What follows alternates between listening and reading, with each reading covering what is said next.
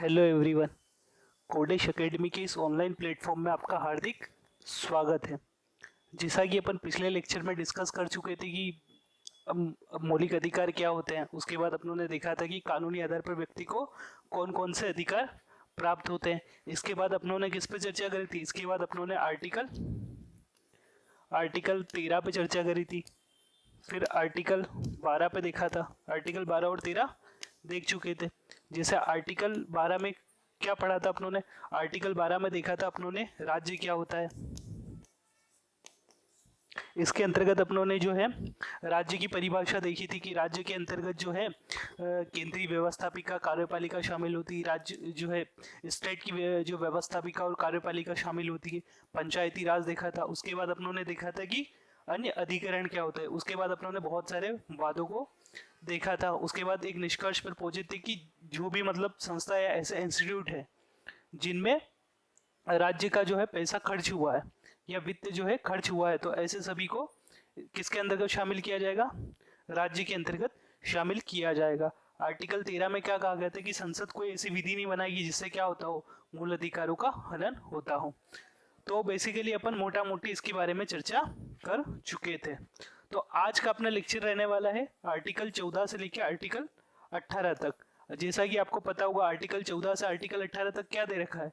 दे रखा है समता का अधिकार, समानता या समता का अधिकार। समानता या समता के अधिकार के बारे में दे रखा है।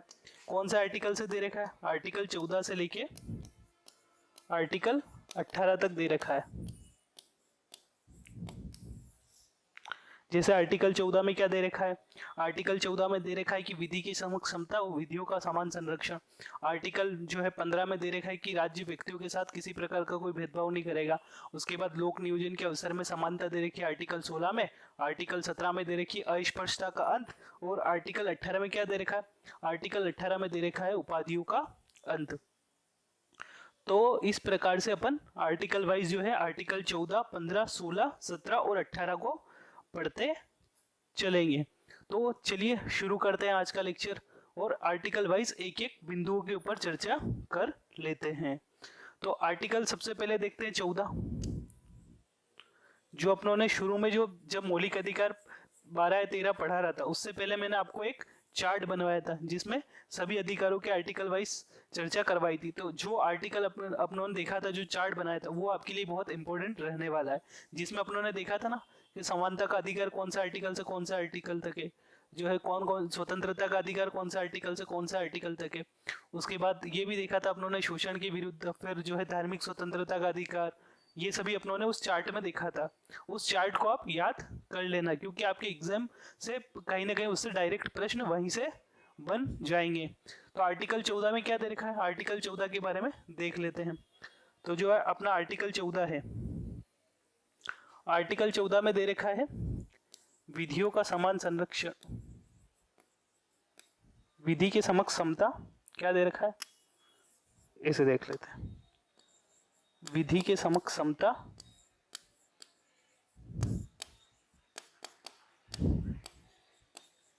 के समक्ष समता, और दे रखा है विधियों का समान संरक्षण।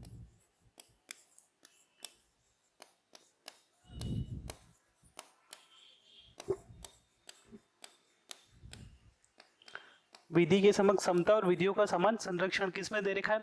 आर्टिकल 14 में दे रखा है। तो एक एक करके इनके ऊपर देख लेते हैं। तो विधि के समक्ष क्षमता, विधि के समक्ष क्षमता का जो है अपनों ने कहां से लिया है ये प्रावधान? ये अपनों ने लिया है ब्रिटेन के संविधान से। कहां से लिया है? ब्रिटेन के संविधान से लिया है। ये लिया है ब्रिटेन के संविधान से। और जो है विधियों का समान संरक्षण, ये लिया है अपनों ने अमेरिका के संविधान से। जब अपनों ने लेक्चर पढ़ा था कि विभिन्न जो है संविधान के स्रोत करके जो अपना लेक्चर रहा था, उसमें अपनों ने देखा था कि कौन कौन से जो है प्रावधान दूसरे देशों के जो है संविधानों से लिए गए हैं। तो उसके अंतर्गत मैंने बताया था आपको कि विधि की समक्ष क्षमता अपनों ने ब्रिटेन से लिया है। विधियों का समान संरक्षण अपनों ने कहाँ से लिया है? विधियों का समान संरक्षण अपनों ने अमेरिका के इससे लिया है। तो सबसे पहले डिस्कस कर लेते कि विधि की समक्ष क्षमता होती क्या है और विधियों का समान संरक्षण होता क्या है। तो एक एक करके इनके ऊपर डिस्कस कर लेते हैं। तो सबसे पहले देखते हैं विधि के समक्ष समता। विधि के समक्ष क्षमता से तात्पर्य क्या है? अपने भारत में है जो है कानून को सबसे पहले क्या दे रखी है? सुप्रीमेसी दे रखी है। मतलब कानून जो है सर्वोच्च होगा। क्या होगा? अपने भारत में कानून सबसे बड़ा होता है, कानून से ऊपर कोई नहीं होता है। तो जो भी व्यक्ति है, मान लो किसी ने, जैसे मान लो कोई भी व्यक्ति, कोई भी पैसा, जैसे अंबानी हो गया, पैसे वाला व्यक्ति हो गया, गरीब हो गया। मान लो जैसे अंबानी और एक अपना कौन, घनश्याम, जो एक काफी दिहाड़ी मजदूरी करता है। तो दोनों व्यक्तियों के लिए क्या हो जाएगा? एक ही प्रकार का कानून हो जाएगा कि नहीं हो जाएगा? अगर अंबानी ने सजा मतलब मान के चलो अंबानी ने अगर कोई मर्डर करा तो अंबानी को भी सजा बराबर मिलेगी, और घनश्याम ने अगर कोई मर्डर करा तो भी सजा जो है उसको भी मिलेगी। इसमें यह नहीं देखा जाएगा कि अंबानी ने मर्डर क्यों किया, घनश्याम ने मर्डर क्यों किया, परिस्थिति क्या थी दोनों की, इसमें इस पर विचार नहीं किया जाएगा। इसमें क्या कहा जाएगा? अंबानी तूने मर्डर किया है तो तेरे को भी फांसी की सजा होगी, घनश्याम तूने मर्डर किया है तुझे भी फांसी की सजा होगी। अर्थात कानून से सुप्रीमेसी किसी की नहीं होगी। अर्थात इसमें क्या हुआ? जो कानून में लिखे हैं प्रावधान, उन्हीं के अंतर्गत क्या होगी? जो है समानता होगी। तो कहीं ना कहीं नेगेटिव कॉन्सेप्ट है कि नहीं है? नेगेटिव है, बिल्कुल है। कैसे है? मान लो कि जैसे घनश्याम था, तो घनश्याम ने जो मर्डर कैसे किया? जानबूझ के किया, पैसे के लालच में आके कर दिया, कि घनश्याम से बोल दिया कि मैं तुम्हें इतने पैसे दूंगा किसी ने, तुम इसका मर्डर कर दो। तो घनश्याम ने आकर क्या कर दिया? मर्डर कर दिया। जानबूझ के किया कि नहीं किया घनश्याम ने? पैसे के लालच में। तो उसकी परिस्थिति कुछ अलग हो गई। अब अंबानी साहब को पैसे की कुछ जरूरत है नहीं है, अंबानी साहब का मर्डर करने कोई व्यक्ति आया, मान लो जो है सलमान आया अपना, किसका मर्डर करने? अंबानी साहब का मर्डर करने आया। तो अंबानी साहब ने क्या करा कि उसके अंबानी साहब ने बचाव में क्या करा? सलमान की हत्या कर दी, सलमान के ऊपर गोली चला दी। तो अंबानी की जो है परिस्थिति कुछ अलग रही मर्डर करने की, क्योंकि उन्होंने क्या करा? अपनी जो है रक्षा के लिए उसके ऊपर अटैक करा, सलमान के ऊपर। और जो घनश्याम था उसने क्या करा? पैसों के लालच में आके करा। तो दोनों की परिस्थिति अलग थी कि नहीं थी? बिल्कुल थी सर। तो अगर इसमें क्या कहा जाता है? अब इसमें परिस्थिति पर क्या किया जाता है? जैसा कि मैंने आपको बताया कि इसमें परिस्थिति पर कोई विचार नहीं किया जाता। इसमें जो है देखा जाएगा कि इसने मर्डर किया है तो भी सजा, अब किसी भी परिस्थिति में किया हो, या तो चाहकर किया हो या नहीं किया हो, ऐसे देख सकते हैं अपन। ठीक है, तो परिस्थिति में किया हो तो उसको क्या मिलेगी? समान सजा का प्रावधान किया गया। तो कहीं ना कहीं ये नकारात्मक मानसिकता है कि नहीं है? नकारात्मक कॉन्सेप्ट है कि नहीं है? बिल्कुल है सर। क्यों नकारात्मक है? कि अंबानी ने तो अपनी रक्षा के लिए किया सर, क्योंकि कोई दूसरा व्यक्ति उसे मारने आ रहा था। अगर अंबानी जो है उसके ऊपर गोली नहीं चलाता तो अंबानी की क्या हो जाती? सर डेथ हो जाती। तो कहीं ना कहीं अंबानी ने तो अपनी रक्षा के लिए किया। पर घनश्याम ने क्या किया कि घनश्याम ने तो जो है पैसों के लालच में आकर किया, पैसों के लालच में आकर किया। तो उसकी जो है उसके लिए तो सजा अलग होनी चाहिए सर, बिल्कुल होनी चाहिए। पर इसमें क्या कहा गया है? विधियों की समक्ष समानता, अर्थात विधि से ऊपर कोई नहीं होगा। विधि किसी भी ने कोई भी सजा करी तो उसके लिए क्या होगा? समान जो है सजा का प्रावधान किया है। इसे विधि के समक्ष समान समता कहा जाता है। इसको अभी यहीं छोड़ देते हैं। विधियों का समान संरक्षण में आपको समझा देता हूँ, फिर दोनों में कंपेयर करके भी आपको जो है बता देता हूँ। दूसरा आता है, क्या देखा आप लोगों ने? दूसरा देखा आप लोगों ने जो है विधि के समक्ष समानता, दूसरा देखा आपने विधियों का समान संरक्षण।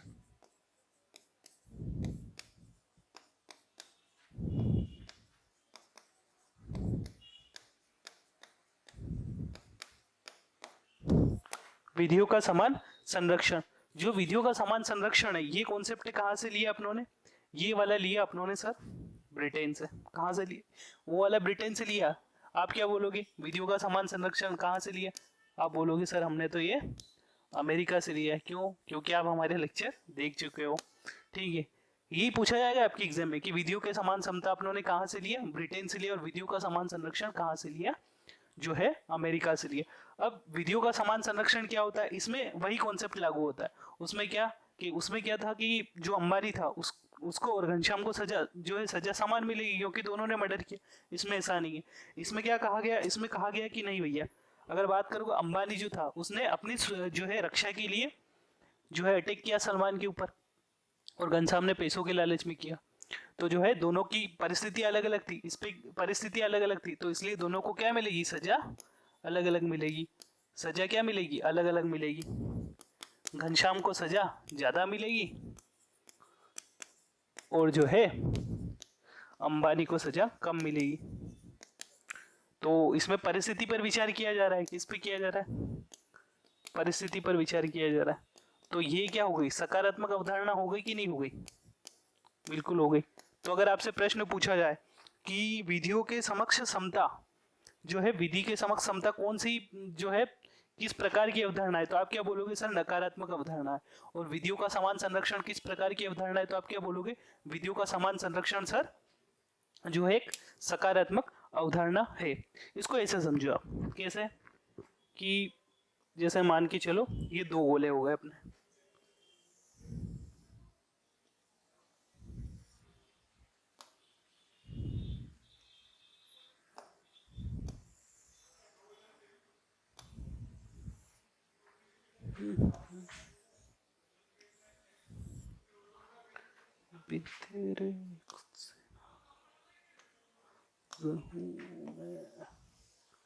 एक ये गोला हो गया, एक ये हो गया और एक ये हो गया, कितने हो गए, 4 गोले हो गए। ये वाली परिस्थिति हो गई अपनी ए वाली स्ट्रक्चर, ये वाली परिस्थिति हो गई अपनी बी वाली स्ट्रक्चर। ये गोले क्या है, मान लो जो ये गोले हैं ये है जो रेस में जो सर्कल होते हैं ना, वो है ट्रेडमिल जिसको बोलते हैं, ट्रेडमिल है।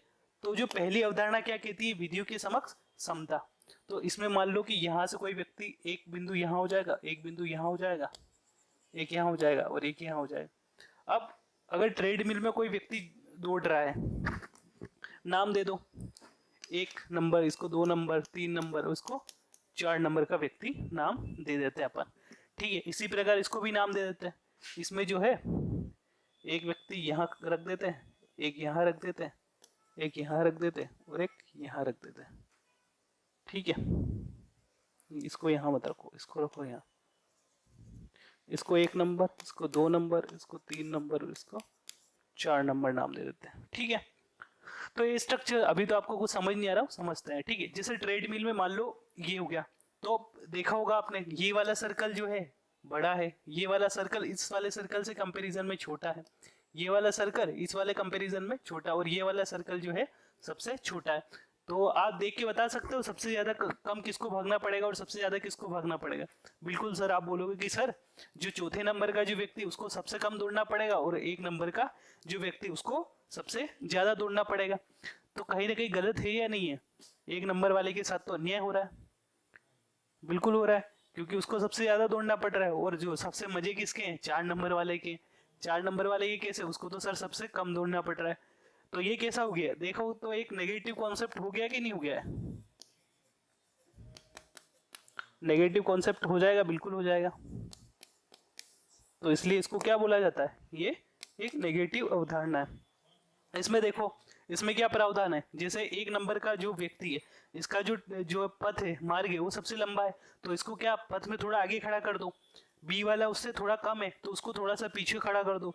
सी वाले को उससे थोड़ा और पीछे, और डी वाले को जो है सबसे पीछे खड़ा कर दो। तो इस प्रकार अगर दौड़ेंगे तो लगभग समान हो जाएगा कि नहीं हो जाएगा सर्कल उनके, बिल्कुल हो जाएगा सर। जैसा आपने देखा होगा, अगर रेस वाले जो देखते होगे आप, तो उसमें देखा होगा आपने कि जो 1 नंबर का व्यक्ति होता है उसको थोड़ा आगे, 2 नंबर को थोड़ा पीछे, 3 नंबर वाले को जो उससे पीछे, और जो चौथा नंबर, या ऐसे क्रम से पीछे पीछे होता जाता है। कभी आपने रनिंग देखी हो या कभी ऐसे स्पोर्ट्स ओलंपिक्स में देखा हो, या कोई भी ऐसे अपने स्टेट के जो है स्टेट की गेम्स हो गया, सेंट्रल के जो गेम्स हो गए, उनमें अगर आपने देखा हो तो इस प्रकार की देखी होगी। तो इस प्रकार का जो ये कॉन्सेप्ट है, ये पॉजिटिव हो गया कि नहीं हो गया, बिल्कुल। इसमें किसी के साथ अन्याय हो रहा है, आप बोलोगे नहीं सर, किसी के साथ अन्याय नहीं हो रहा है। तो ये कौन सी अवधारणा हो जाएगी सर, आप बोलोगे सर ये तो एक पॉजिटिव अवधारणा है। क्या है, पॉजिटिव अवधारणा हो जाएगी। तो ठीक है, इस प्रकार से अपन डिस्कस कर चुके हैं। तो ये अपनों ने देख लिया कि सर विधि की समान समता और विधियों का समान संरक्षण। विधि की समक समता कहाँ से लिया अपनों ने, वो लिया ब्रिटेन से, और विधियों का समान संरक्षण कहाँ से लिया अपनों ने, अमेरिका के। कौन सी नेगेटिव, विधि की समक समता नेगेटिव है, विधियों का समान संरक्षण सर जो है पॉजिटिव अवधारणा है। ठीक है, ये अपनों ने अमेरिका से ली, एक एक करके अपनों ने समझ भी लिया।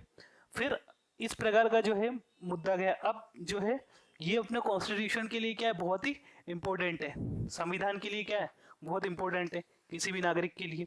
तो ये मामला गया सुप्रीम कोर्ट में, और सुप्रीम कोर्ट ने क्या करा भाई, सुप्रीम कोर्ट में मामला गया, और सुप्रीम कोर्ट ने जो है आर्टिकल 14 को जो है, एक मामला गया 1980 में। कब गया, 1980 में। 1980 में मामले का नाम क्या था, मिनर्वा मिल्स मामला।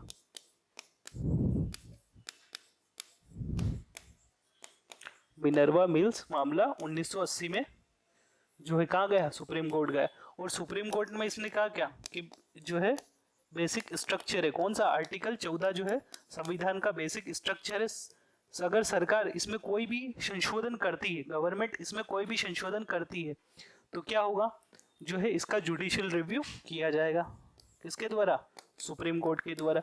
और अगर देखा जाएगा कि अगर ये संविधान जो है इसके मूल अधिकार को, किसको, आर्टिकल 14 को जो है उल्लंघन कर रहा है, तो इस प्रकार के जो आर्टिकल है उसको, उस प्रकार का जो भी अमेंडमेंट अगर संसद ने किया है, तो उसको क्या किया जा सकेगा, उसको जो है असंवैधानिक घोषित करके रद्द कर दिया जाएगा। जुडिशियल रिव्यू क्या होता है, अपनों ने देख चुके हैं कि जुडिशियल रिव्यू क्या होता है। जो आर्टिकल 13 जब अपनों ने पढ़ा था, तब मैंने आपको पूरा क्लियर बता दिया था कि क्या होता है जुडिशियल रिव्यू, क्या है, सब कुछ अपन इसमें देख चुके थे। तो हालांकि ये सब प्रोविजन तो ठीक है, पर इसमें जो है कुछ अपवाद भी है। जैसे आप अपन आगे मौलिक अधिकारों में पढ़ते चलेंगे, तो हर मौलिक अधिकार में कुछ स्वतंत्रताएं दी गई हैं, पर जो है इनमें कुछ अपवाद भी देखने को मिलते हैं। तो आर्टिकल 14 के भी कुछ अपवाद हैं, तो एक एक करके उन अपवादों के ऊपर अपन डिस्कस कर लेते हैं। अगर बात करें आर्टिकल 14 के अपवादों के ऊपर, तो आर्टिकल 14 में सबसे पहला अपवाद आता है आर्टिकल 361। क्या, कौन सा आर्टिकल, आर्टिकल 361। क्या कहा गया आर्टिकल 361 में, आर्टिकल 361 में कहा गया है सर कि जो प्रेसिडेंट है और जो गवर्नर, जो राज्यों के जो राज्यपाल है, और जो भारत के प्रधानमंत्री है, जो प्रेसिडेंट, राष्ट्रपति, कौन, राष्ट्रपति और जो है गवर्नर, राष्ट्रपति और गवर्नर के विरुद्ध, क्या, आर्टिकल 361 में प्रावधान किया गया है कि राष्ट्रपति और गवर्नर के विरुद्ध उनके कार्यकाल के दौरान कोई दीवानी और क्या है, फौजदारी मुकदमा दायर नहीं किया जाएगा। फौजदारी मुकदमा जो है दायर नहीं किया जाएगा। फौजदारी कानून जो मुकदमा क्या होता है, दीवानी क्या होता है, फौजदारी ऐसे समझ लीजिए कि फौजदारी मुकदमे से तात्पर्य क्या होता है, फौजदारी से मतलब होता है कि जैसे चोरी करना, ठीक है, उसके बाद जो है किसी की जमीन हड़प लेना, मुख्यतः जो राजस्व से संबंधित जो मामले होते हैं, किससे, राजस्व से संबंधित जो मामले होते हैं, वो सब किसके अंतर्गत आते हैं, दीवानी मामलों के अंतर्गत आते हैं। और इसी प्रकार अगर फौजदारी मामले में कैसे कि राष्ट्रपति ने किसी की हत्या कर दी, जो है किसी का बलात्कार कर दिया, तो इस प्रकार के जो भी मामले, जो क्रिमिनल मामले जो आते हैं, क्रिमिनल, उन क्रिमिनल मामलों को किसके अंतर्गत शामिल किया जाता है, उनको शामिल किया जाता है फौजदारी मामलों के अंतर्गत शामिल किया जाता है। किसके अंतर्गत शामिल किया जाता है, फौजदारी मामलों के अंतर्गत शामिल किया जाता है। तो जो अगर राष्ट्रपति और जो गवर्नर है, अगर उसने अपने कार्यकाल के दौरान जो है अगर कोई भी ऐसा जो है कृत्य कर दिया, तो आर्टिकल 361 उनकी क्या करता है, रक्षा करता है, और उनके कार्यकाल के दौरान उन पर कोई मुकदमा नहीं चलाया जा सकता। हालांकि इसमें कुछ प्रोविजन भी है, जैसे दीवानी, जैसे राष्ट्रपति कोई जो है राजस्व संबंधित अगर कोई दीवानी मामला अगर आया है, तो ऐसे दीवानी मामले पर उसके खिलाफ जो है 2 माह का पहले क्या करना पड़ेगा, नोटिस जारी करना पड़ेगा। 2 माह का जो क्या करना पड़ेगा, नोटिस जारी करके उसके ऊपर जो है कार्यवाही की जा सकती है। 2 माह का पहला नोटिस देना पड़ेगा, उस नोटिस के बाद क्या कर सकते हैं अपन, उसके ऊपर कार्यवाही कर सकते हैं। तो ये अपनों ने देखा कि कैसे आर्टिकल 361 में प्रावधान कर रखे हैं।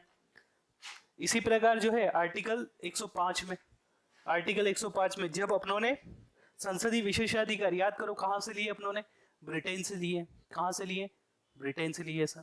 तो जो संसदीय विशेषाधिकार है उसमें क्या है, जो संसद सदस्य सांसद है, जो विधानसभा के जो सदस्य, जो विधायक हो गए, विधान परिषदों के सदस्य हो गए, जो है उनके खिलाफ जो है अगर सदन में की गई किसी भी कार्यवाही के लिए,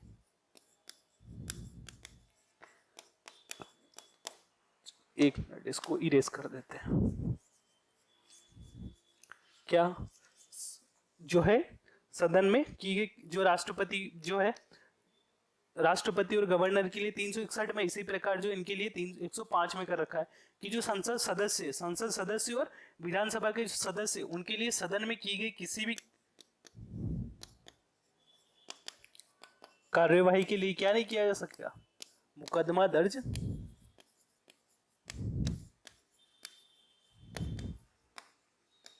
नहीं किया जाएगा। क्या नहीं किया जाएगा? मुकदमा दर्ज नहीं किया जाएगा। अगर ऐसा होने लग गया कि मुकदमा दर्ज होने लग गया तो कल से मतलब हर सांसद और हर विधायक के ऊपर मुकदमे चलेंगे, क्योंकि सदन में आपको पता है कोई भी बिल आता है, बहस करते तो जो है बहस होती तो उसमें क्या होती है, चिल्ला चोट भी होती है, ठीक है, एक दूसरे के ऊपर आरोप प्रत्यारोप भी लगाए जाते हैं, सब कुछ होता है, जो है सदन का वॉकआउट भी कर लेते हैं। तो अगर आरोप प्रत्यारोप लगाया जाए इस प्रकार से जो है, तो ये अवमानना के तहत कहाँ जा सकते हैं, वो कोर्ट जा सकते हैं, और कोर्ट चले गए तो हर इसके ऊपर क्या हो जाएगा, मुकदमा दर्ज हो जाएगा। इसीलिए ये प्रावधान किया गया है। आर्टिकल 105 में किसके बारे में कहा गया है, संसदीय विशेषाधिकारों के बारे में कहा गया कि मतलब जो संसद सदस्य जो है उनके विरुद्ध सदन में की गई किसी भी कार्यवाही के लिए क्या किया जा सकता है, दंड आरोपित नहीं किया जाएगा। ये प्रावधान अपनों ने कहाँ से लिया था, ये प्रावधान लिया अपनों ने सर ब्रिटेन के संविधान से लिए। तो अपनों ने देख लिया 105। अब बात करते हैं विदेशी राजदूत और कूटनीतिज्ञ व्यक्ति जो है, कौन, विदेशी राजदूत। आपको जैसे पता होगा कि जैसे लोग घूमने जाते हैं हर देश में जो है, मान लो जैसे अपना भारत है तो भारत में जो है अमेरिका का भी एक दूतावास होगा, उसके बाद जो है ब्रिटेन का भी एक दूतावास, जितने भी कंट्रीज है उन सभी के एक एक दूतावास अपने यहाँ होंगे। जैसे भारत की भी दूतावास है, भारत की जो है सऊदी अरब, अमेरिका में एक दूतावास होगा।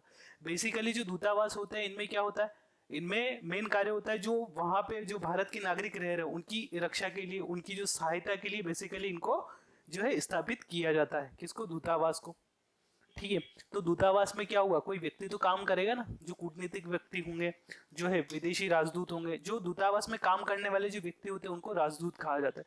तो जो विदेशी राजदूत और जो कूटनीतिक व्यक्ति है उनके खिलाफ भी जो है, अगर वो भी अपने भारत, मान लो अमेरिका का कोई व्यक्ति जो राजदूत है या कूटनीतिक व्यक्ति अपने भारत में यहाँ आता है और कोई भी क्रिमिनल एक्टिविटी कर देता है, तो उस क्रिमिनल एक्टिविटी के विरुद्ध क्या नहीं किया जा सकता, उस क्रिमिनल एक्टिविटी के विरुद्ध जो है अपने यहाँ मुकदमा दर्ज नहीं किया जाएगा, ठीक है। पहले ऐसा जो है प्रोविजन था, ठीक है। अब इसी प्रकार जो यूएनओ के कोई, जो संयुक्त राष्ट्र संघ के कोई कूटनीतिक व्यक्ति हो गए कि भारत में आए कूटनीतिक व्यक्ति, उनसे मतलब मान लो एक्सीडेंट हो गया, हुआ ऐसा भाई, जैसे अभी कुछ जैसे समय पहले की बात है कि दिल्ली में कोई जो है अमेरिका के कूटनीतिक व्यक्ति आए थे, उनसे क्या हो गया, एक्सीडेंट हो गया, तो उनके खिलाफ मुकदमा दर्ज नहीं किया जा सका। ऐसा ही क्या हुआ अभी जो है थोड़े समय पहले नेपाल में हुआ था।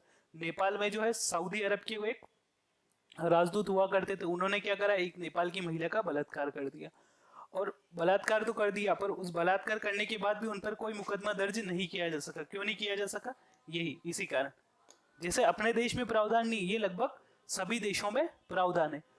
जो है 1961 में जो है कन्वेंशन करा सभी देशों ने मिलकर, जो है 1961 में सभी देशों ने मिलकर एक कन्वेंशन करा, जिसका नाम क्या था, वियना कन्वेंशन। वियना में मिले थे, ऑस्ट्रिया की कैपिटल है वीना, याद रख लेना, वियना कन्वेंशन हुआ। इसी वियना कन्वेंशन में सभी लोगों ने मिलकर डिसाइड करा कि जो भी अपने यहाँ राजदूत होंगे, कूटनीतिक व्यक्ति होंगे, उनके खिलाफ जो है किसी प्रकार की कोई जो है कार्यवाही नहीं की जाएगी। इसमें जो है बहुत सारे प्रोविजन थे। इसकी जो एक प्रोविजन था इसमें आर्टिकल 29, कौन से नंबर का था, इसी में जो कन्वेंशन हुआ उसमें जो एक अधिनियम निकाला, उसी अधिनियम का एक आर्टिकल हुआ करता था 29। उसी 29वें आर्टिकल में जो है ये प्रोविजन कर रखा था। तो ठीक है, ये काफी डेप्थ में होगा, ये वैसे जनरल पर्पस के लिए भी याद रख लेना, वियना कन्वेंशन वगैरह, ये इतना एग्जाम के पॉइंट ऑफ व्यू से इतना काम का नहीं। एग्जाम पॉइंट ऑफ व्यू से काम का क्या है, आर्टिकल 368, आर्टिकल 105 विदेशी और राजदूत और यूएनओ के कूटनीतिक व्यक्ति, ये सब क्या हो जाएंगे, आर्टिकल 14 के अपवाद हो जाएंगे। तो ठीक है, आर्टिकल 14 क्या है? विधियों का समान समता, विधियों का समान संरक्षण। तो अपनों ने देख लिया कि क्या होती है, एक नेगेटिव अवधारणा, एक पॉजिटिव अवधारणा, जो एक को कहाँ से लिया, एक को ब्रिटेन से लिया, एक को अमेरिका से लिया। उसके बाद अपनों ने एक एक करके इसके सारे अपवादों के ऊपर डिस्कस कर लिया। ठीक है, आशा करता हूँ कि आपको आर्टिकल 14 क्लियर हो चुका होगा लगभग, क्योंकि अपनों ने बहुत डीप जाके इसके सारे प्रोविजनों के ऊपर डिस्कस करने का प्रयास किया है। अब बात करते हैं आर्टिकल 15 की। किसकी? अब आते हैं आर्टिकल 15 पे। आर्टिकल 15 में जो है अलग अलग प्रोविजन है इसकी, जो है आर्टिकल 15 से लेके आर्टिकल 6 जो है 15(6) तक पढ़ना है अपने को। अब इसमें जो है कुछ आर्टिकल तो ठीक जो है आर्टिकल जो है 15 जो है 3 तक तो बेसिकली दिए, उसके बाद जो आर्टिकल 15(2) तक तो दिए, आर्टिकल 15(3) से आर्टिकल 15 के जो है अपवाद चालू हो जाते हैं। तो एक एक करके अपन प्रोविजनों के ऊपर डिस्कस कर लेते हैं। तो आर्टिकल जो 15 है, आर्टिकल 15 में क्या कहा गया? आर्टिकल 15 में कहा गया कि राज्य, कौन? राज्य। राज्य क्या होता है? राज्य अपनों ने पढ़ा था आर्टिकल 12 में कि राज्य के अंतर्गत कौन शामिल होगा। राज्य जो भी परिभाषा आप अपन आर्टिकल वाइज देखेंगे, जहां जहां राज्य शब्द है वहां वहां आप राज्य शब्द से क्या मतलब समझोगे? आप राज्य शब्द से मतलब समझोगे जो आर्टिकल 12 में आप लोगों ने डिस्कस करा था कि कौन कौन राज्य के अंतर्गत शामिल होता है। तो राज्य क्या करेगा? राज्य किसी भी नागरिक के साथ, क्या? राज्य किसी भी नागरिक के साथ, नागरिक लिखा है, ठीक है। जैसे आपको पता होगा अपने यहाँ कुल कितने जो आर्टिकल 12 से लेके सॉरी आर्टिकल 12 से लेके जो है आर्टिकल 35 तक मूल अधिकारों के बारे में डिस्कस किया गया है। एक मिनट।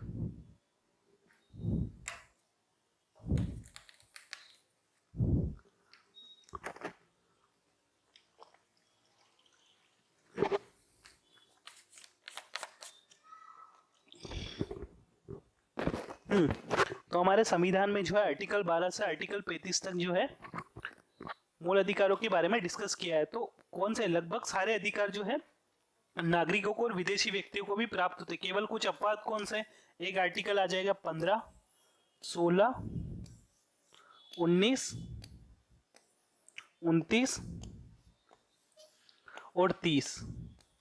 इन 5 आर्टिकलों को छोड़कर बाकी सभी अधिकार किसे?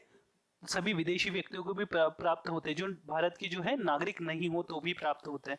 और भारत के नागरिकों को स्पेशल 15, 16, 19, 29 और 30, ये 5 आर्टिकल ऐसे हैं जो सिर्फ किसको प्राप्त होते हैं? सिर्फ भारत के जो है नागरिकों को प्राप्त होते हैं, नागरिकों को प्राप्त होते हैं। ठीक है, अब देखते हैं कि कौन कौन से आर्टिकल में क्या कहा गया है। तो आर्टिकल 15 में कहा कि राज्य किसी भी नागरिक के साथ कितने आधार बताए गए? इसमें 5 आधार बताए। केवल शब्द का प्रयोग किया गया है। राज्य किसी की नागरिक के साथ केवल इन 5 आधारों पे, कितने आधार? 5 आधार। कौन कौन से 5 आधार है? धर्म, एक है धर्म, एक हो गया जाति, एक हो गया लिंग, एक हो गया जन्म स्थान और एक हो गया मूल वंश। मूल वंश से तात्पर्य क्या है? Nationality, nationality. ठीक है, कौन से आधार हो गए? धर्म, मूलवंश, जाति, लिंग और जन्म स्थान। कौन कौन से? धर्म, जाति, लिंग, जन्म स्थान और मूलवंश। ऐसे याद करना। धर्म, कौन सा धर्म? जैसे हिंदू, मुस्लिम, सिख, ईसाई, कोई सा भी धर्म, उसके आधार पर जो राज्य किसी भी व्यक्ति के साथ कोई भेदभाव नहीं करेगा। धर्म, मूलवंश यानी नेशनलिटी, जन्म स्थान, मान लो हम मध्य प्रदेश के निवासी, जैसे मैं मध्य प्रदेश का निवासी हूँ, तो मेरे साथ आप मान लो उत्तर प्रदेश के निवासी, तो आपके साथ जन्म के आधार पर कोई भेदभाव हो रहा है क्या? नहीं हो रहा है और कर भी नहीं सकता नागरिक। तो जन्म के आधार पर कौन कौन से हो गए अपने? धर्म, जाति हो गया, मूलवंश एक हो गया, जन्म, जाति। जाति कैसे? मान लो कोई जो है अपर कास्ट का है, कोई मान लो राजपूत है, कोई ब्राह्मण है, कोई जो है बनिया है, तो इनके साथ किसी प्रकार का जो जाति की बेस पे किसी प्रकार का राज्य किसी प्रकार का जो है भेदभाव नहीं करेगा। तीसरी चीज क्या दे रखी? लिंग। मान लो कोई जो है पुरुष है, कोई महिला है, कोई ट्रांसजेंडर है, तो लिंग के आधार पर जो है राज्य किसी व्यक्ति के साथ कोई भेदभाव नहीं करेगा। तो कितने आधार है? 5 आधार है। कितने आधार है? 5 आधार है। कौन कौन से? धर्म, जाति, लिंग, जन्म स्थान और कौन सा? मूलवंश। तो ये रटा होना चाहिए आपका, क्योंकि एग्जाम में पूछेगा कि निम्न में से कौन सा जो है आधार आर्टिकल 15 में शामिल नहीं है। जिसे दे दिया आपसे कौन से तीन ऑप्शन, निम्न प्रश्न पूछा गया कि निम्न में से कौन सा जो है जो आधार जो है आर्टिकल 15 में शामिल नहीं है। ऑप्शन दे दिया, एक दे दिया आपसे धर्म, एक दे दिया मूलवंश, एक दे दिया जन्म स्थान, और एक क्या दे दिया, जन्म स्थान, और एक दे दिया उत्पत्ति। कि आर्टिकल 15 में कौन सा शामिल नहीं है। तो आपका आंसर क्या होना चाहिए, आपका होना चाहिए सर उत्पत्ति शामिल नहीं है, क्योंकि आर्टिकल 5 में तो जो आर्टिकल 15 है सर, आर्टिकल 15 में तो केवल 5 आधार शामिल है। कौन कौन से, धर्म, जाति, लिंग, जन्म स्थान और मूलवंश शामिल है सर। तो इसका आंसर क्या हो जाएगा, अपना उत्पत्ति आंसर हो जाएगा। इस टाइप के प्रश्न आपकी एग्जाम में बन सकते हैं। तो कितने आधार हो गए, 5 आधारों पे राज्य किसी व्यक्ति के साथ कोई भेदभाव नहीं करेगा। तो जो 15(1) जो है, 15(1) में केवल राज्य के बारे में कहा गया है, स्पष्ट लिखा हुआ है ना, राज्य नागरिक के साथ केवल जो है 5 आधारों पे कोई भेदभाव नहीं करेगा। इसी प्रकार जो है आर्टिकल 15(2) जो है राज्य के लिए भी और जो भारत के निवासी उन दोनों के लिए प्रावधान करता है। क्या करता है कि राज्य और नागरिक, क्या, राज्य और व्यक्ति, व्यक्ति या नागरिक कोई भी है ना, इन 5 आधारों पे कौन से, धर्म, जाति, लिंग, जन्म स्थान और मूलवंश के साथ किसी व्यक्ति के साथ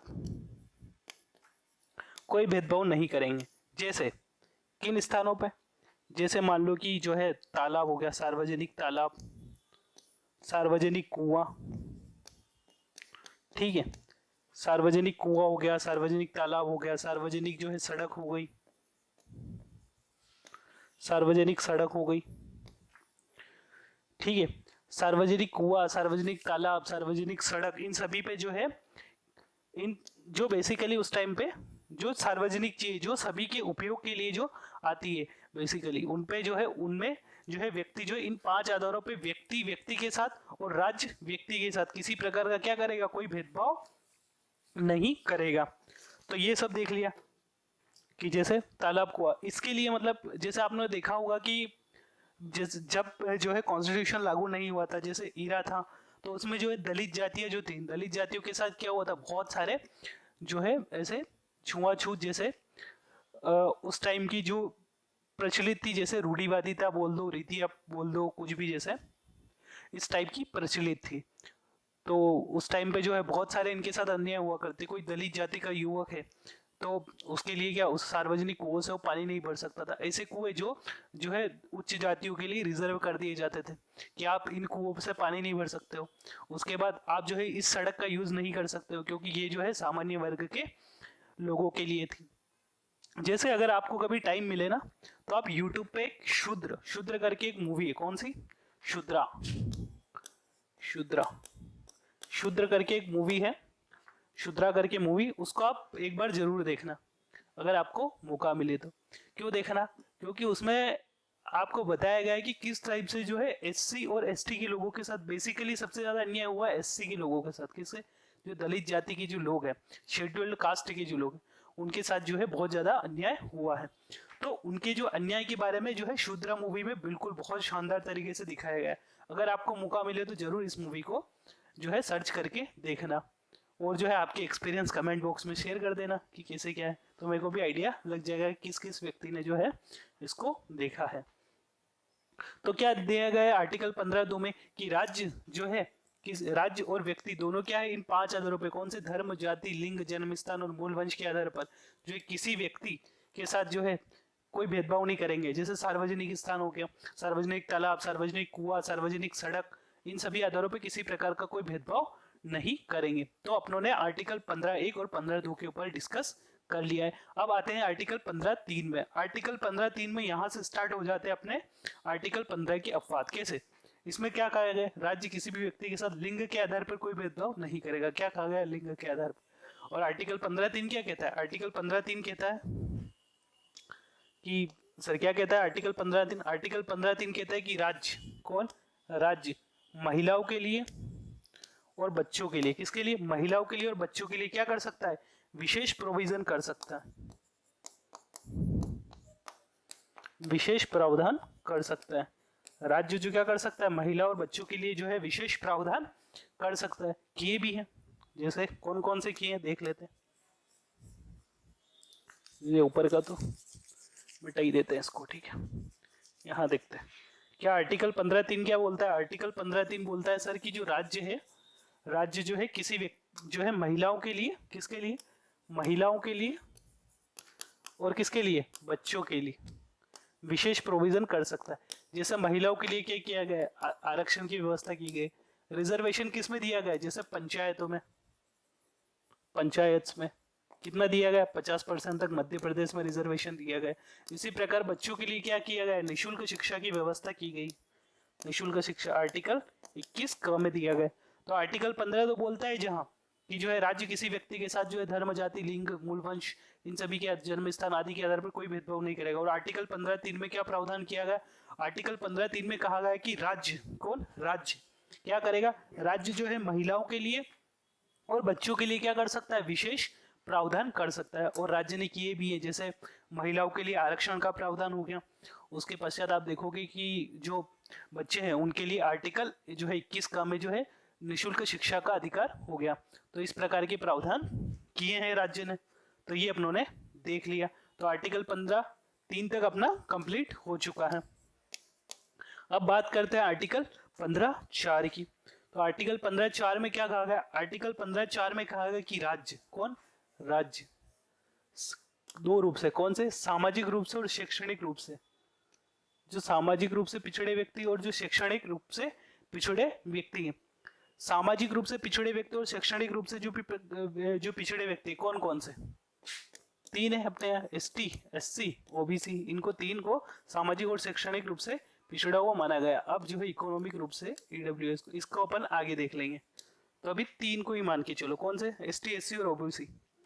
एसटी, एससी और ओबीसी के लिए क्या कर सकता है राज्य, सामाजिक कैसे रूप से पिछड़े होने चाहिए, सामाजिक और शैक्षणिक रूप से। ये जो है ये प्रश्न बन जाएगा आपसे, मान लो प्रीलिम्स में बन गया एमपीपीएससी की, या अदर स्टेट पीसीएस में बन गया, एसएससी में बन गया, या जो है अपने व्यापम जैसे एग्जामों में बन गया कि जो है राज्य आर्टिकल 15(4) उसमें कौन से आधारों के बारे में कहा गया है, पिछड़ा जो पिछड़ा होने का कौन कौन सा आधार माना गया है। अब बोल देगा आपसे कि सामाजिक रूप से पिछड़ा माना गया, बिल्कुल आप बोलोगे हाँ सर बिल्कुल माना गया। शैक्षणिक आप बोल दोगे वहां लेके हाँ शैक्षणिक रूप से बिल्कुल माना गया। उसमें बोल देगा कि राजनीतिक रूप से पिछड़ा होना, तो आर्टिकल 15(4) में राजनीतिक रूप से पिछड़े होने को माना गया है क्या आधार, नहीं माना गया। तो आपका आंसर क्या हो जाएगा, गलत आंसर। तो हो जाएगा राजनीतिक अधिकार, क्योंकि सामाजिक और शैक्षणिक रूप से पिछड़े व्यक्तियों के लिए राज्य क्या कर सकता है, राज्य कर सकता है विशेष प्रोविजन कर सकता है, विशेष प्रावधान कर सकता है। किसके लिए, सामाजिक और शैक्षणिक रूप से पिछड़े व्यक्तियों के लिए। अब इसको जो है आर्टिकल जो फर्स्ट अमेंडमेंट के द्वारा जोड़ा गया था, किसके लिए, फर्स्ट अमेंडमेंट जो संविधान का हुआ था उसके दौरान इसको जोड़ा गया था। तो अब जैसे इसको जो है देख के कौन चले गए, चंपक दोराई कहाँ चले गए। अब इसमें क्या हुआ था, बेसिकली चंपक दोराई बनाम मद्रास राज्यवाद देखते हैं कि इसमें सुप्रीम कोर्ट ने क्या कहा। तो बेसिकली हुआ क्या कि मद्रास में एक यूनिवर्सिटी हुआ करती थी। तो उस यूनिवर्सिटी ने क्या करा, जो सामाजिक और शैक्षणिक रूप से जो भी वीकर सेक्शंस हैं, कौन से सामाजिक और शैक्षणिक, उनके लिए क्या कर दिया, कुछ रिजर्वेशन का प्रावधान कर दिया। अपने क्या कर दिया, कुछ रिजर्वेशन का प्रावधान कर दिया। तो जो चंपक दोराई साहब कहाँ चले गए, सुप्रीम कोर्ट चले गए कि भैया आप तो जहां आप एक तरफ बोलते हो कि राज्य, धर्म, जाति, लिंग, जन्म स्थान के आधार पर किसी प्रकार का भेदभाव नहीं करेगा, और यहाँ तो बेसिकली दिख रहा है जाति के आधार पर आप जो है भेदभाव कर रहे हो। तो फिर इसमें सुप्रीम कोर्ट ने कहा कि नहीं भैया, इसमें जो है एक सब क्लोज ये जुड़ेगा कि जो भी व्यक्ति सामाजिक और शैक्षणिक रूप से पिछड़े, कौन से सामाजिक और शैक्षणिक रूप से पिछड़े, उनके लिए क्या हो सकता है, एजुकेशन में जो है रिजर्वेशन हो सकता है, बिल्कुल हो सकता है सर। तो इस वाले बाद में क्या हुआ, सुप्रीम कोर्ट ने इस वाले जो है कॉन्स्टिट्यूशन अमेंडमेंट को जो है मोहर लगा दी। कौन सा वाद था, चंपक दोराई बनाम मद्रास राज्यवाद। कौन सा वाद था, चंपक दोराई बनाम मद्रास राज्यवाद। या ये याद रखना, कौन से वाद, चंपक दोराई बनाम मद्रास राज्यवाद। ठीक है, ये देख लिया अपनों ने कि आर्टिकल 15(4) में क्या गया कि राज्य सामाजिक और शैक्षणिक रूप से जो भी व्यक्ति पिछड़े हैं उनके लिए क्या कर सकता है, रिजर्वेशन कर सकता है। किसमें, एजुकेशन में, एजुकेशन जो इंस्टीट्यूट है उनकी बात की जा रही है। आर्टिकल 15(5) आर्टिकल 15(5) में एक और कॉन्स्टिट्यूशन अमेंडमेंट और आर्टिकल 15(5) में प्रावधान कर दिया कि राज्य जो है उच्च शैक्षणिक संस्थान, जैसे उच्च शैक्षणिक संस्थान कौन से हो जाएंगे, लाइक जैसे अपना IIT, IIM, ये सब उच्च शैक्षणिक संस्थान हो जाएंगे। तो इन प्रकार के जो उच्च शैक्षणिक संस्थान है इनमें क्या कर सकता है, रिजर्वेशन का प्रावधान कर सकता है, रिजर्वेशन का प्रावधान कर सकता है, विशेष प्रावधान कर सकता है वही।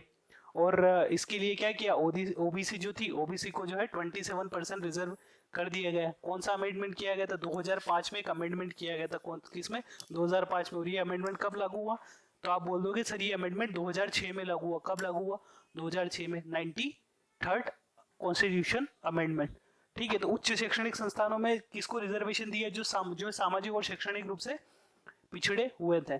तो कौन सा आर्टिकल आ जाएगा कि उच्च शैक्षणिक संस्थानों में रिजर्वेशन का, तो आप क्या बोलोगे सर, आर्टिकल 15(5) आ जाएगा। कौन सा आ जाएगा, आर्टिकल 15(5) में जो सामाजिक और शैक्षणिक रूप से जो भी व्यक्ति पिछड़े हुए हैं उनके लिए जो है विशेष प्रावधान किया। उच्च शैक्षणिक संस्थान जैसे IIM, IIT, एम्स वगैरह में होता है इस टाइप का रिजर्वेशन। ठीक है, कौन सा अमेंडमेंट है, 93rd कॉन्स्टिट्यूशन अमेंडमेंट में। ठीक है, अब इसको लेके चले गए एक कौन, अशोक कुमार भाई साहब। अशोक कुमार भाई साहब कहाँ चले गए, सुप्रीम कोर्ट चले गए कि भैया जब आप ऐसे बात कर रहे हो कि IIM ऐसे बड़े बड़े इंस्टीट्यूट है, इनमें अगर ऐसे रिजर्वेशन कर दोगे तो जो क्वालिटी वाला जो बच्चा है जो पढ़ता है वाकई, वो तो पीछे छूट जाएगा। और कहीं ना कहीं वैलिड पॉइंट लेके गए थे सुप्रीम कोर्ट।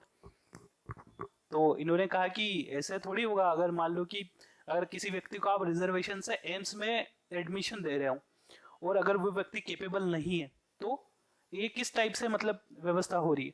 और मान लो कोई ऐसा व्यक्ति है जो पिछड़ा हुआ है किससे, सामाजिक और शैक्षणिक रूप से, मान लो कोई IAS का लड़का है, तो अगर उसको आप दे रहे हो तो उसको तो एजुकेशन भी प्रॉपर वे में मिली है और सब कुछ प्रॉपर वे में मिला है, उसको पैसा भी मिला है।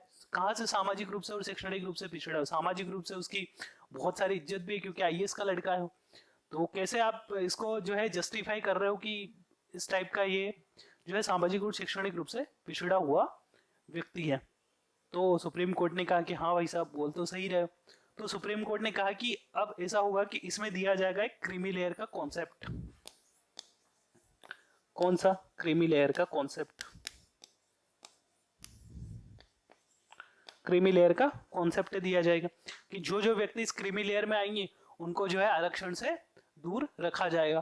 तो अब क्रीमी लेयर क्या होता है इसको अपन देखेंगे जब भारत में मैं आपको पूरा आरक्षण का कैसे स्टार्टिंग हुआ वो जो है आर्टिकल 16 जब 16(4) पढ़ेंगे उसके बाद जो मैं आपको बताऊंगा उसी में मैं आपको क्रीमी लेयर के बारे में बता दूंगा। क्रीमी लेयर का निर्धारण करने के लिए एक रामनंदन कमेटी गठित, उसके बारे में भी अपन डिस्कस करेंगे। तो आप इतना समझ लीजिए कि आर्टिकल जो है 15(5) क्या व्यवस्था करता है, आर्टिकल 15(5) व्यवस्था करता है कि जो भी व्यक्ति जो है सामाजिक और शैक्षणिक रूप से पिछड़ा है उसको उच्च शैक्षणिक संस्थानों में रिजर्वेशन की बात करता है। कौन से कॉन्स्टिट्यूशन अमेंडमेंट के द्वारा जोड़ा गया, तो आप बोलोगे सर 93rd कॉन्स्टिट्यूशन अमेंडमेंट के द्वारा इसको जोड़ा गया है। ठीक है, इसके लिए कौन सा वाद हुआ, तो कौन सा वाद हुआ आप देखोगे कि अशोक कुमार बनाम भारत संघ वाद हुआ। तो ये अपनों ने देख लिया। अब बात करते हैं आर्टिकल 15(6) की। आर्टिकल 15(6) में कहा गया जो है EWS के लिए जो है रिजर्वेशन कि जो इकोनॉमिक वीकर सेक्शन, EWS का नाम क्या होता है, इकोनॉमिक वीकर सेक्शन प्लस आर्थिक रूप से पिछड़े व्यक्ति। तो 103वां कॉन्स्टिट्यूशन अमेंडमेंट किया गया और 103वें कॉन्स्टिट्यूशन अमेंडमेंट के द्वारा जो है इकोनॉमिक रूप से जो आर्थिक रूप से जो पिछड़े व्यक्ति थे, आर्थिक रूप से किसको शामिल किया गया, इसमें सिर्फ सामान्य वर्ग के लोगों को शामिल किया गया। जो सामान्य वर्ग के लोग हैं और उनमें जो आर्थिक रूप से पिछड़े हैं उनके लिए क्या करेगा, उनके लिए रिजर्वेशन की व्यवस्था करता है। और कितना % रिजर्वेशन शैक्षणिक संस्थानों में, लगभग 10% रिजर्वेशन की बात करता है।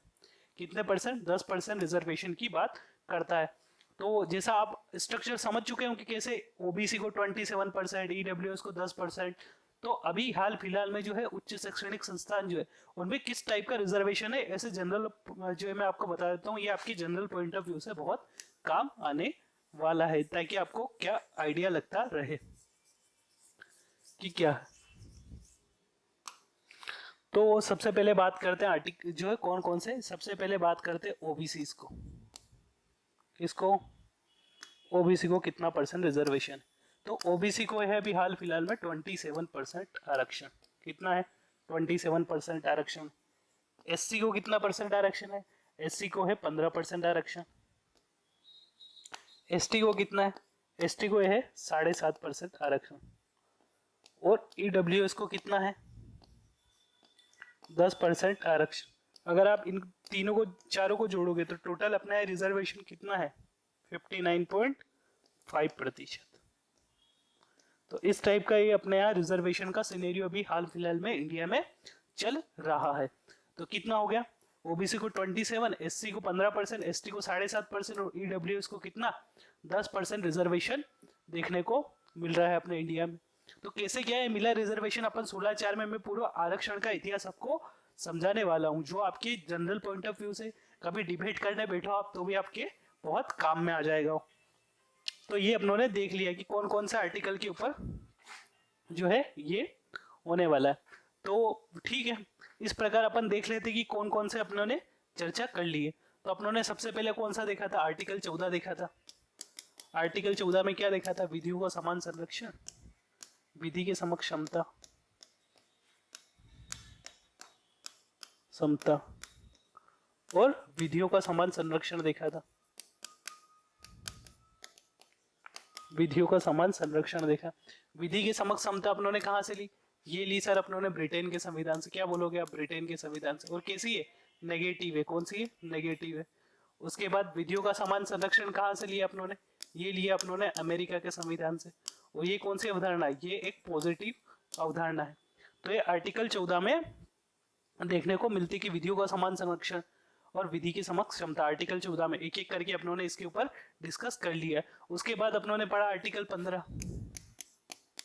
आर्टिकल 15, आर्टिकल 15 में अपनों ने क्या देखा कि राज्य सबसे 15(1) में क्या देखा था? 15(1) में देखा कि राज्य जो है 5 आधार, कितने आधार?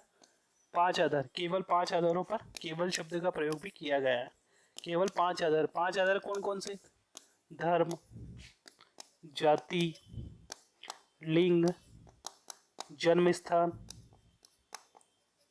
और कौन सा आ जाएगा अपना? मूल वंश। जन्म स्थान और मूल वंश जो है कौन सा? धर्म, जाति, लिंग, जन्म स्थान और मूल वंश के आधार पर किसी प्रकार का कोई भेदभाव नहीं करेगा। ये देख लिया अपनों ने। फिर देखा आर्टिकल 15(2) में देखा कि राज्य और व्यक्ति जो है उसके बारे में प्रोविजन कर रहा है कि राज्य और व्यक्ति इन 5 आधारों पर किसी व्यक्ति के साथ कोई भेदभाव नहीं करेंगे। 15(3) में देखा कि राज्य क्या करेगा? महिलाओं के लिए विशेष प्रावधान, महिला और बच्चों के लिए, महिलाओं और बच्चों के लिए क्या कर सकता है? विशेष प्रोविजन कर सकता है। इसके बाद अपनों ने क्या देखा? इसके बाद देखा अपनों ने आर्टिकल 15(3). 15(4) में क्या देखा? 15(4) में देखा कि जो व्यक्ति सामाजिक और शैक्षणिक रूप से और सामाजिक रूप से पिछड़ों के लिए राज्य क्या कर सकता है? सामाजिक रूप से पिछड़ों के लिए राज्य विशेष प्रोविजन कर सकता है, विशेष प्रावधान कर सकता है। ये देखा अपनों ने। उसके बाद अपनों ने आर्टिकल जो है 15(5) में क्या देखा? उच्च शैक्षणिक संस्थानों में रिजर्वेशन की बात करें। उच्च शैक्षणिक संस्थानों में क्या देखा? रिजर्वेशन देखा। संस्थानों में आरक्षण की बात करी। और आर्टिकल 15(6) में क्या देखा अपनों ने? ईडब्ल्यूएस के लिए रिजर्वेशन, ईडब्ल्यूएस के लिए आरक्षण की बात कही। तो इस प्रकार अपनों ने जो है होल रूप से जो आर्टिकल 14 और आर्टिकल 15 के ऊपर डिस्कस करा है कि आर्टिकल 14 में क्या प्रावधान किए गए थे, आर्टिकल 15 में क्या प्रावधान किए गए हैं। इन सभी के ऊपर अपनों ने डिस्कस कर लिया है। अब बात करते हैं आर्टिकल 16 की। किसकी? आर्टिकल 16 की। तो आर्टिकल 16 में क्या कहा गया? आर्टिकल 16 में कहा गया लोक नियोजन के अवसर में समानता। किसके अवसर में समानता? लोक नियोजन के अवसर में समानता। एक मिनट पानी पी लेता हूँ, फिर अपन आर्टिकल 16 के ऊपर डिस्कस करते हैं।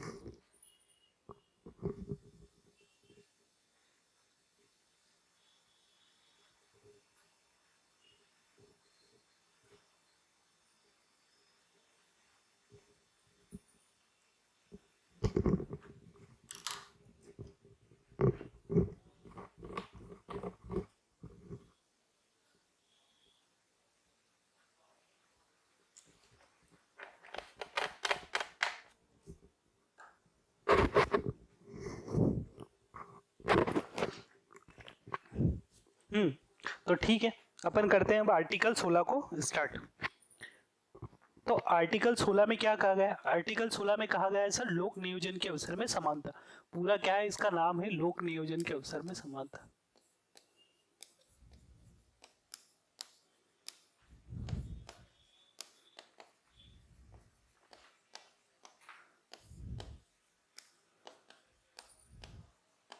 इस आर्टिकल का नाम क्या है? लोक नियोजन के अवसर में समानता। ल्यूसेंट जैसे किताबें उठा के देखोगे तो उनमें तो एक एक आर्टिकल में इसको खत्म कर दिया है। तो अपन क्या करते हैं, एक एक करके इसके सारे प्रोविजनों पे डिस्कस कर लेते हैं, जैसा कि अपनों ने आर्टिकल 15 के सारे प्रोविजनों पे डिस्कस करा है। तो आर्टिकल 16 क्या कहता है? लोक नियोजन के अवसर में समानता कहता है। आर्टिकल 16 एक में क्या प्रावधान कर रखा है? आर्टिकल 16 एक में कहा गया है, क्या कहा गया है कि राज्य, कौन राज्य, राज्य से क्या तात्पर्य? राज्य से वही तात्पर्य जो किसमें दिया गया? राज्य से वही तात्पर्य जो आर्टिकल 12 में दिया गया है। ठीक है, अपन देख चुके हैं क्या है राज्य से तात्पर्य। तो राज्य क्या करेगा? किसी भी नागरिक के साथ, क्योंकि अपनों ने देखा कि 15, 16, 29 और 19, 29 और 30 किसको प्राप्त है? केवल नागरिक हुए। तो किसके साथ?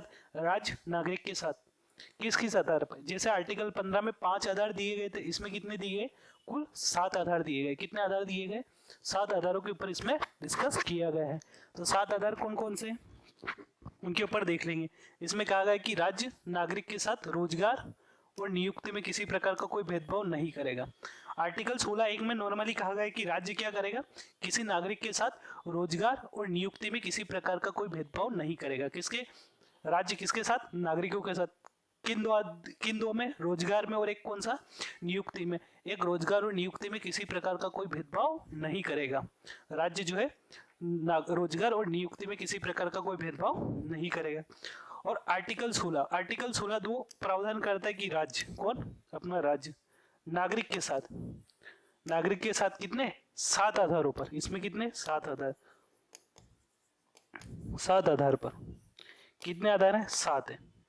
7 कौन कौन से? अब आर्टिकल 15 जो है अपनों ने देखा था कि उसमें क्या कहा गया था? 5 आधार तो वो धर्म, जाति, लिंग, मूलवंश और जन्म स्थान। 5 आधार तो वो हो जाएंगे। और इसमें 2 आधार और जुड़ जाते हैं। कौन सा? उत्पत्ति हो जाएगा एक तो हो जाएगा अपना उत्पत्ति, और एक हो जाएगा निवास। उत्पत्ति और निवास के आधार पर किसी प्रकार का कोई भेदभाव नहीं करेगा। किसमें भेदभाव नहीं करेगा? रोजगार में। और दूसरा किसमें? नियुक्ति में। कैसे? मतलब मान लो कि रोज नियुक्ति हुई, मान लो कि कोई जो है दलित वर्ग का व्यक्ति है, ठीक है। अब दलित वर्ग के व्यक्ति को बोल दिया, जो है सरकार ने बोल दिया कि नहीं भाई तू दलित आदमी है, तेरे को नहीं बोल, जो है ये पुलिस की जॉब है, तेरे को नहीं दी जाएगी। जो है ये, या जो है सामान्य वर्ग का कोई व्यक्ति हो गया, सामान्य वर्ग के व्यक्ति को बोल देगा कि ये जो है ये वाली पोस्ट कौन सी, जो ये तहसीलदार की जो पोस्ट है ये किसको नहीं दी जाएगी? ये सामान्य वर्ग के लोगों को नहीं दी जाएगी। तो जाति के आधार पर भेदभाव हो गया कि नहीं हो गया? किसमें हो गया? रोजगार में हो गया। अब मान लो किसी ने परीक्षा पास कर ली जैसे तैसे, और नियुक्ति देते टाइम बोल दिया कि नहीं ये तो दे ही नहीं सकते तुमको, तो नियुक्ति में भी जाति के आधार पर भेदभाव हो रहा है कि नहीं हो रहा? बिल्कुल हो रहा है। तो इसी प्रकार रोजगार में और नियुक्ति में राज्य क्या करेगा? किसी भी व्यक्ति के साथ कोई भेदभाव नहीं करेगा। ये किसमें कहा गया? आर्टिकल 16(1) में प्रोविजन कर रखा है। आर्टिकल 16(2) में कहा गया है कि जो राज्य है वो कितने? 7 आधारों पे। कितने आधारों पे? जो है 10 हो गए, तो 7 आधारों पर कितने? 7 आधारों पे किसी प्रकार का कोई भेदभाव नहीं करेगा। किसके साथ नहीं करेगा? नागरिक के। कौन कौन सा आधार है देख लेते हैं। सबसे पहले अपना धर्म, एक है जाति, लिंग, ठीक है, जन्म स्थान, और एक और कौन सा है? मूलवंश। 5 आधार वही 15 वाले, धर्म, जाति, लिंग, जन्म स्थान, मूलवंश। और 2 और कौन से जुड़ जाएंगे इसमें? आप बोलोगे सर 2 और जुड़ जाएंगे। एक जुड़ जाएगा अपना उत्पत्ति और एक जुड़ जाएगा निवास। कि उत्पत्ति और निवास के आधार पर किसी प्रकार का कोई भेदभाव नहीं करेगा। उत्पत्ति और निवास से क्या तात्पर्य? निवास से मतलब मान लो कि सबसे पहले अगर आप मान लो उत्तर प्रदेश में नौकरी करने जा रहे हो, कहाँ पे? उत्तर प्रदेश में नौकरी करने जा रहे हो, और उत्तर प्रदेश गवर्नमेंट बोल दे कि नहीं सर आप तो उत्तर प्रदेश के हो, तो ने आपका निवास, ये नौकरी उत्तर प्रदेश की और आप निवासी मध्य प्रदेश के हो, तो आपको इसमें जॉब नहीं दी जाएगी। तो ये जो है निवास के आधार पर जो है भेदभाव हो गया कि नहीं हो गया? बिल्कुल हो गया। उत्पत्ति कहाँ हुई अपनी? उत्पत्ति हो गई अपनी कहाँ पे, जो है मध्य प्रदेश में। अब मान लो मध्य प्रदेश में अपन कहाँ निवास करते, नीमच में निवास करते। अब कोई वैकेंसी निकली, अब बोल दिया मध्य प्रदेश में कि गवर्नमेंट ने एक नोटिस निकाल के बोल दिया कि नीमच वाले जितने भी लोग हैं उनको किसी प्रकार की जो है गवर्नमेंट नौकरी नहीं दी जाएगी। तो नीमच वालों के निवास कहाँ कर रहे हैं, अपन नीमच में कर रहे हैं, तो नीमच वालों के साथ भेदभाव हो गया कि नहीं हो गया, बिल्कुल हो गया कि सर निवास के आधार पर भेदभाव कर रहे हैं, तो हम नीमच के इसलिए हमको नौकरी नहीं दे रहे हैं, तो गलत हुआ कि नहीं हुआ। इसलिए जो है ये इसमें प्रोविजन किया है कि ऐसा कर सकती है गवर्नमेंट, नहीं कर सकती। क्यों नहीं कर सकती, क्योंकि 16(2) में प्रावधान किया गया है सर कि निवास के आधार पर और एक उत्पत्ति के आधार पर जो है किसी प्रकार का कोई भेदभाव नहीं हुआ। कौन कौन से, एक तो सर बोल दोगे आप निवास के आधार पर, और एक कौन सा बोल दोगे, उत्पत्ति के आधार, किसी प्रकार का कोई भेदभाव नहीं किया जाएगा। तो आर्टिकल 16(1) देख लिया, 16(2) देख लिया अपनों ने कि राज्य जो है किसी भी नागरिक के साथ जो है धर्म, मूलवंश, जाति, लिंग, जन्म स्थान, उत्पत्ति और निवास के आधार पर किसी प्रकार का कोई भेदभाव नहीं करेगा। तो ये बोला गया अपना किसमें, 16(2) में। अब बात करते हैं 16(3) की। अब 16(3) में क्या कहा गया, 16(3) में कहा गया, अब 2 में तो यही कहा गया कि इन 7 आधारों पर राज्य किसी प्रकार का भेदभाव नहीं करेगा। आर्टिकल 16(3) में प्रोविजन कर दी, यहाँ से इसी प्रोविजन के चलते जो है अपने यहाँ आरक्षण की व्यवस्था की गई है। तो इसमें क्या कहा गया कि संसद, कौन, संसद किसके पास है, रिजर्वेशन का अधिकार बनाने का, रिजर्वेशन देने का अधिकार जो है संसद के पास है। अगर आपसे कोई बोल दे कि जो है अपने यहाँ ओबीसी का जो 27% वाला जो अभी मुद्दा चल रहा है, तो स्टेट गवर्नमेंट तो चाहती कि दे दे, पर ये अधिकार स्टेट गवर्नमेंट के पास नहीं है। क्यों नहीं है, कि जो है ये अधिकार आर्टिकल 16(3) में क्या मेंशन कर रखा है, संसद, कौन, संसद। संसद क्या करेगी, कानून बनाकर, विधि बनाकर क्या कर सकती है, निवास की शर्त आरोपित कर सकती, निवास की शर्त आरोपित कर सकती। अपने यहाँ जैसे बहुत सी बार ऐसे आलिंगन लगते हैं ना कि बोलते हैं अपन की जैसे मध्य प्रदेश में अगर कोई वैकेंसी निकलती है तो आप अदर स्टेट वाले को कैसे आप जो है मान्य कर रहे हो, या उत्तर प्रदेश में कोई वैकेंसी निकल रही है तो आप जो है अदर स्टेट वाले को कैसे मान्य कर रहे हो। तो ये जो है इसमें कहा गया कि संसद क्या करेगी, इस टाइप का कोई भी कानून बना सकती है और संसद विधि बनाकर क्या कर सकती है, निवास की जो है शर्त आरोपित कर सकती है। किसकी, निवास की शर्त आरोपित कर सकती है। इसमें उत्पत्ति और निवास पढ़ा था अपने, 2 स्पेशल प्रोविजन थे।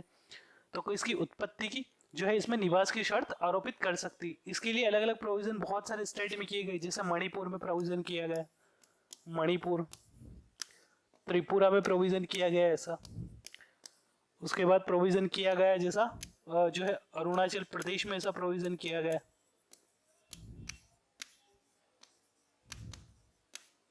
अरुणाचल प्रदेश में ऐसा प्रोविजन किया गया, जैसे महाराष्ट्र में ऐसा प्रोविजन किया गया कि निवास की शर्त आरोपित कर सकती। जैसे अगर बात करो कि अरुणाचल प्रदेश में अगर आप पुलिस की परीक्षा देने जाओ तो क्यों नहीं दे सकते अपन, क्योंकि वहां निवास की शर्त आरोपित कर रखी। इसी प्रकार आप देखोगे कि जो त्रिपुरा हो गया, अपना मणिपुर हो गया, उसके बाद जो है जो अपना कौन सा महाराष्ट्र हो गया, तो इनमें जो मराठी सब्जेक्ट कंपलसरी कर दिया गया है। तो निवास की शर्त हो गई कि जिसको मराठी आएगी वो एग्जाम दे सकता है, तो अपन यहाँ की एग्जाम दे पाएंगे, नहीं दे पाएंगे।